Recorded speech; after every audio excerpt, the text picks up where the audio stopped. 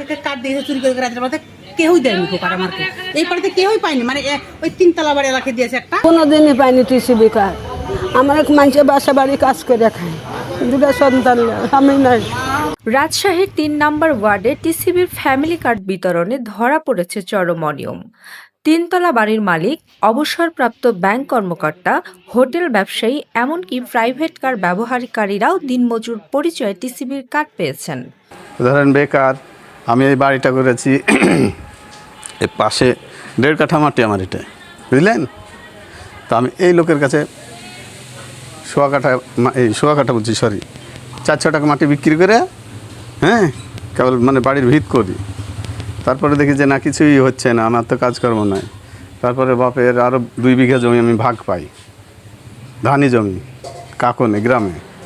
ওই 2 বিঘা জমি বিক্রি করে আমি এই বাড়িটা কোনো মতে মানে 2 তলা করে এখন নিচতলা ভাড়া দিয়েছি, মাসে 9,000 টাকা পাই, এটাই আমার ইনকাম। তা আসলে আমার যে বাড়িটা করা হয়েছে, আমার যখন বাপ বেঁচে ছিল তখন আমাদের মাটি ছিল, মাটিটা বিক্রি করে আমরা টাকা পেয়েছি বাপের থেকে, সেই টাকা দিয়ে আমরা বাড়ি করেছি।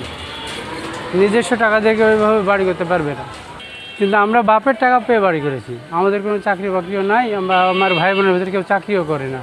অভিযোগ উঠেছে, এই সুযোগে প্রকৃত গরিব, বিধবা, প্রতিবন্ধী ও দিনমজুররা কার্ড থেকে বঞ্চিত হয়েছেন। অনেক দিন থেকে আগে পাইতাম, দিয়ে জমা নিয়েছিল, দিয়ে আবার বললো কি সিম কিনতে হবে, তো সিমও আবার কিনা হলে 140 টাকা দিয়ে জমা নিয়েছে, বললো বাড়ি দিয়ে আসবো, কই দিয়ে তার আসেনি। আমাদের এগুলিতে 3 জনা পেয়েছে, আর কেউ পায়নি। তারা কি বাড়ির মালিক টালিক তারা?